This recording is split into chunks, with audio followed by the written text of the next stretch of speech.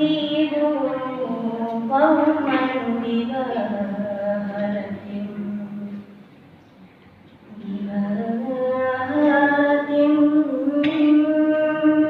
فتدركوا على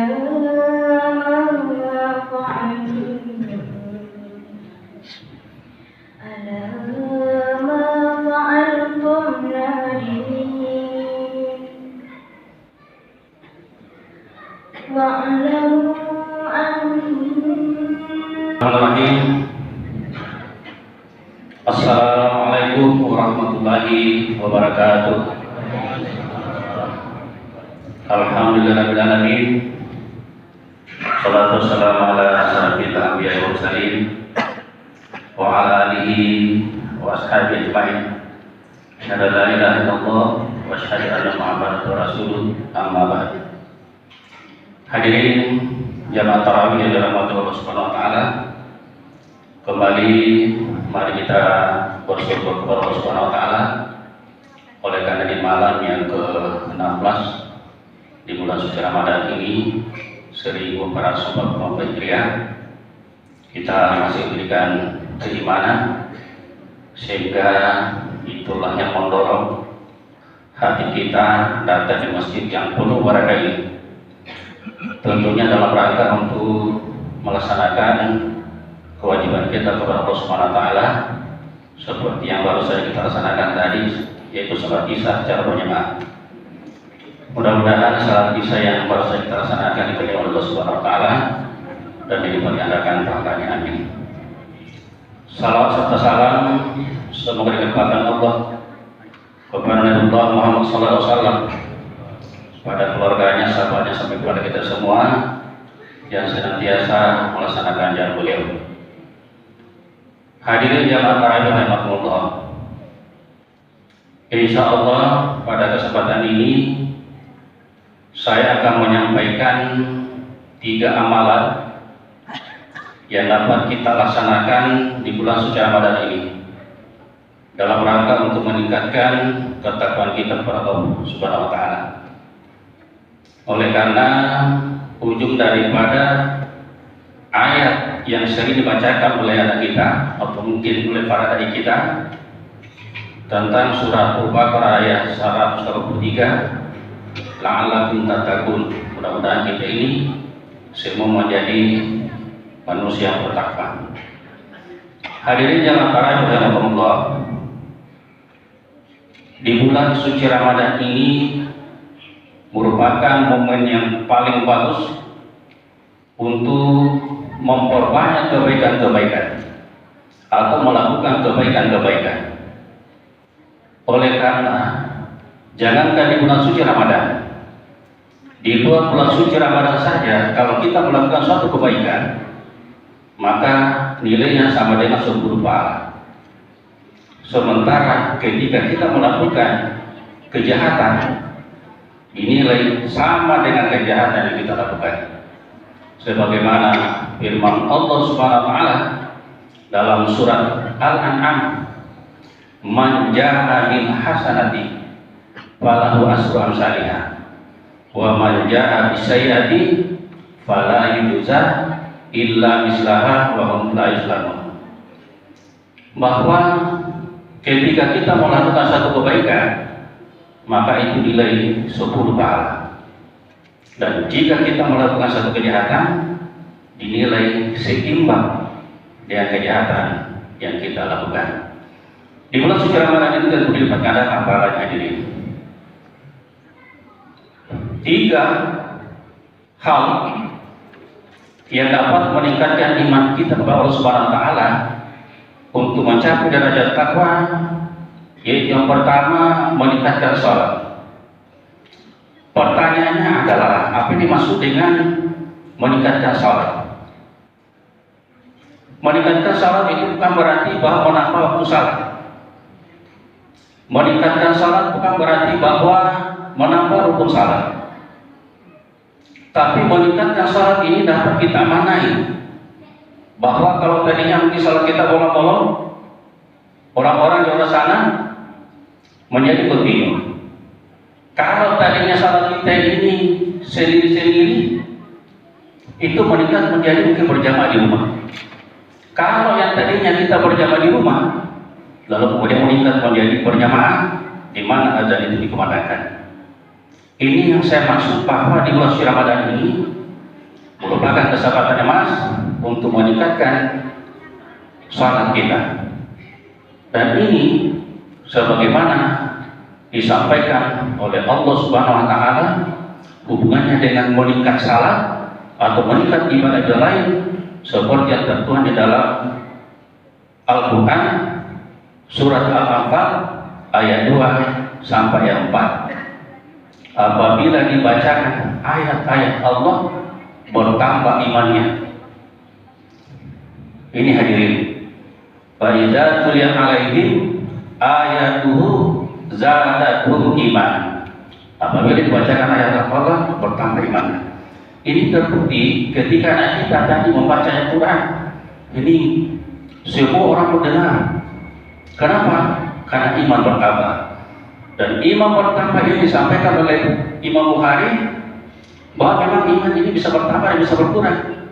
Al-imanu yazidu wa yanqus. Kapan bertambah? Ketika taat. Al-imanu yazidu fi ta'at. Kapan berkurang? Ketika maksiat. Wa yanqusu bil maksiat. Hadirin yang tarawih rahimahullah. Meningkatkan salat ini tentunya kita sudah penting melaksanakan salat fardu 5 waktu sehari semalam. Tetapi itu bukan hanya itu, karena ada salat sunat muakkad yang tidak pernah ditinggalkan oleh Nabi kita Rasulullah Muhammad SAW. Kalau menurut Imam Bukhari dan Muslim ada 10 rakaat. Tapi kalau menurut Imam At-Tirmizi 12 rakaat. Ini hadirin. Dan kalau riwayat At-Tirmizi yang kita mau pedomani, maka di situ dikatakan bahwa siapa yang melaksanakan salat sunat 12 rakaat, maka Allah membangunkan rumah di dalam surga. Saya ulangi, siapa yang melaksanakan salat sunat 12 rakaat, maka Allah membangunkan rumah dalam surga. Mana yang 12 rakaat itu hadirin? 4 rakaat sebelum zuhur, 2 rakaat setelah zuhur, 2 rakaat setelah maghrib, 2 rakaat setelah isya, dan 2 rakaat sebelum subuh. Jumlahnya 12. Tapi kalau mengacu kepada Imam Bukhari dan Muslim, itu hanya 10 rakaat. 2 rakaat sebelum zuhur, 2 rakaat setelah zuhur, dan seterusnya seperti yang saya sampaikan tadi.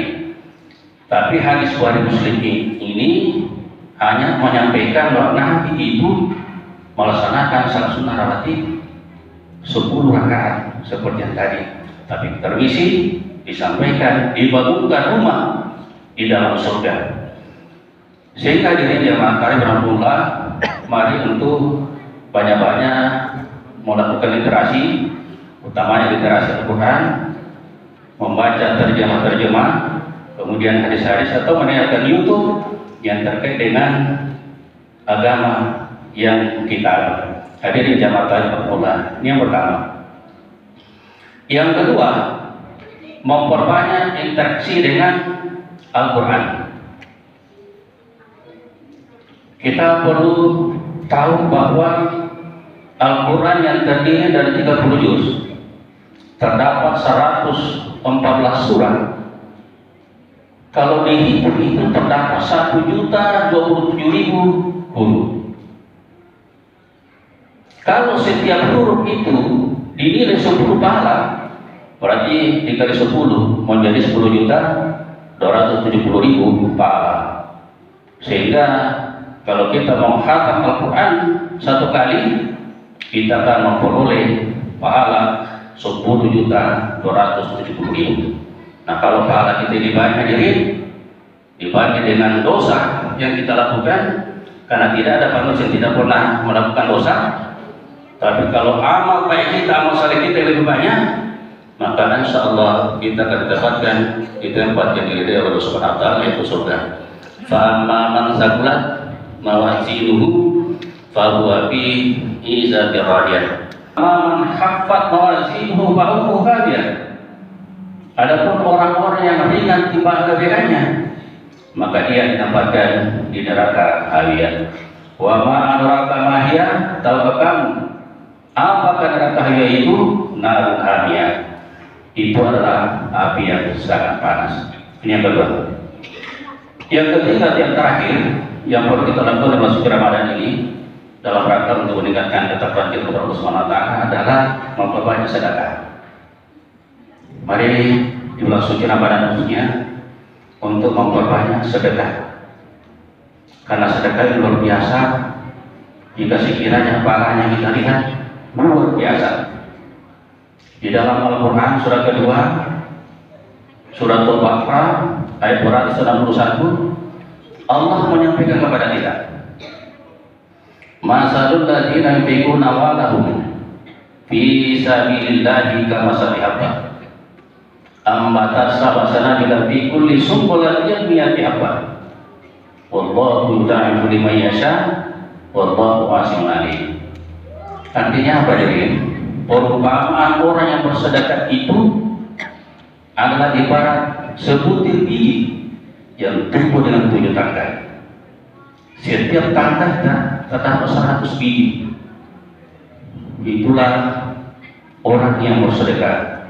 Ketika kita datang di masjid membawa uang Rp1.000, kita bersedekah semata-mata karena Allah, niat karena Allah, maka 1.000 itu kalau dimakankan sebutir biji, maka dia akan tumbuh menjadi 7.000. Setiap 1.000-nya dari 7.000 itu terdapat 100.000. Jadi kalau 100.000 kali 7, 700.000. Ini hadirin.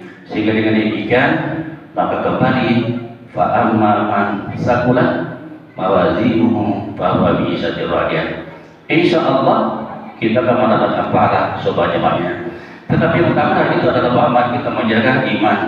Mari kita menjaga iman, dan keimanan yang ada pada kita ini dibarengi dengan amal saleh. Karena kita umat Islam ini insya Allah masuk surga. Insya Allah kita masuk surga. Karena kata kunci kita yang masuk surga cuma 2. Amanu wa amilus shalihat. Innal ladzina amanu wa amilus shalihat kanat lahum jannatul firdaus. Sesungguhnya orang yang beriman dan beramal saleh, dia ditempatkan di surga Firdaus. Ya ayyuhalladzina amanu wa amilus shalihati falahum jannatul ma'wa.